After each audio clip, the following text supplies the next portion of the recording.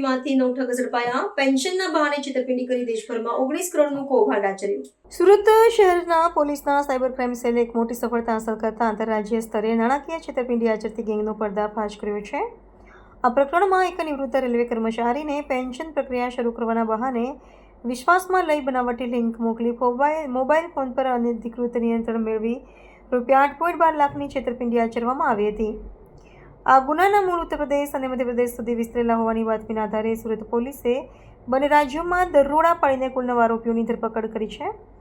Police તપાસમાં બહાર આવેલી ચોંકાવનારી વિગતો મુજબ આ ગઠિયાઓ રેલવેના ડિવિઝનલ રેલવે મેનેજર DRM કચેરીના અધિકારી તરીકેની ખોટી ઓળખ આપીને નિવૃત્ત કર્મચારીઓને નિશાન બનાવતા હતા.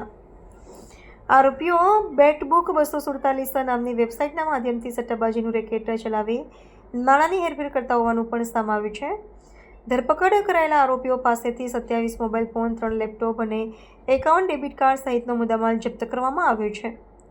વ્યાપક તપાસમાં ટોળકી દ્વારા 391 જેટલા બેંક ખાતાઓનો ઉપયોગ કરી સમગ્ર દેશમાં રૂપિયા 19.24 કરોડથી વધુની છેતરપિંડી આચરવામાં આવી હોવાનું જંગી કૌભાંડ પ્રકાશમાં આવ્યું છે. પકડાયેલા તમામ 9 આરોપીઓને ન્યાયાલયમાં રજૂ કરી પોલીસ દ્વારા 5 દિવસના રિમાન્ડ મેળવવામાં આવ્યા છે.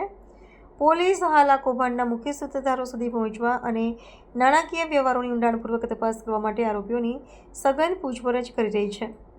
આંતરરાજ્ય ગેંગના મોટા નેટવર્કને તોડી પાડવા માટે સુરત સાયબર ક્રાઇમ બ્રાન્ચ દ્વારા તપાસનો ધમધમાટ શરૂ કરવામાં આવ્યો છે, જેમાં આગામી દિવસોમાં વધુ ગુનાઓનો ભેદ ઉકેલવાની શક્યતા છે. ગયા વર્ષમાં 30 નવેમ્બરના રોજ એક રેલવેના કર્મચારી નિવૃત્ત થયા હતા અને નિવૃત્ત થયા બાદ એમને પ્રોવિડન્ટ ફંડનું 28 લાખ જેટલા પૈસા એમને અકાઉન્ટમાં આવ્યા. એમાંથી 20 લાખ રૂપિયાની FD કરાવ્યા પછી 8 લાખ રૂપિયા એમને પોતાના ખર્ચ માટે સેવિંગ બેંક એકાઉન્ટમાં સાઈડમાં રાખેલા હતા.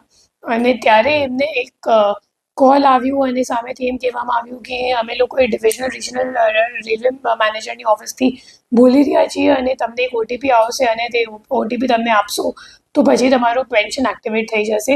તો એમ કહીને એમને એક ડિજિટલ લિંક મોકલવામાં આવી અને ડિજિટલ લિંક પર ક્લિક કરવાથી એમનું ફોન હેક થઈ ગયું અને ફોન હેક કર્યા પછી એમના અકાઉન્ટમાંથી કુલ 8,12,000 રૂપિયા ટ્રાન્સફર થઈ ગયા. અને આ બાબતની FIR અહીંયા સાયબર ક્રાઇમ પોલીસ સ્ટેશનમાં નોંધવામાં આવી હતી, જેના તપાસ દરમિયાન ટેકનિકલ વર્કઆઉટ કરીને ખબર પડી કે જે મુખ્ય આરોપી છે પ્રિયાંશુ એ રેવાનું છે અને જે 8,12,000 રૂપિયા હતા એમાંથી 3,17,000 જેટલા રૂપિયા ઉત્તર પ્રદેશ ગ્રામીણ બેંકમાં જે રીવાવાડી બ્રાન્ચથી હતી એમાં ટ્રાન્સફર થયા હતા. પછી એને પકડવા માટે આપણી ટીમ અહીંથી રીવા ખાતે રીવા ગઈ તો પછી ખબર પડી કે જે મુખ્ય આરોપી છે એ મિર્ઝાપુર જતો રહ્યો. પછી આ ઓપરેશન લાંબુ ખેંચાઈ ગયું અને અઠવાડિયા સુધી આ ઓપરેશન ચાલ્યું, જેમાં મુખ્ય આરોપીને મિર્ઝાપુરથી ઝડપી પાડીને પૂછપરછ કરવામાં આવી અને પૂછપરછ દરમિયાન આ મામલો સામે આવ્યો કે રીવામાં એક ભાડાના મકાનથી એક આખી સાયબર ક્રાઇમની મોટી રેકેટ ચાલી રહી છે. પછી પ્રિયાંશુને લઈને અને લોકલ પોલીસની મદદ લઈને ત્યાં જઈને રેડ કરવામાં આવી અને ત્યાંથી 9 આરોપીઓની ધરપકડ કરવામાં આવી અને એમને પાસેથી કુલ 27 ફોન અને 3 લેપટોપ સિવાય ઘણા બધા debit card, sim card, credit card, passbook વગેરે પણ લેવામાં આવ્યું છે.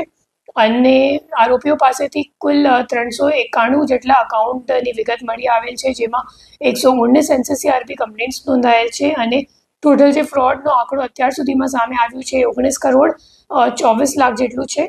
અને હાલ આ દિશામાં તપાસ ચાલુ છે.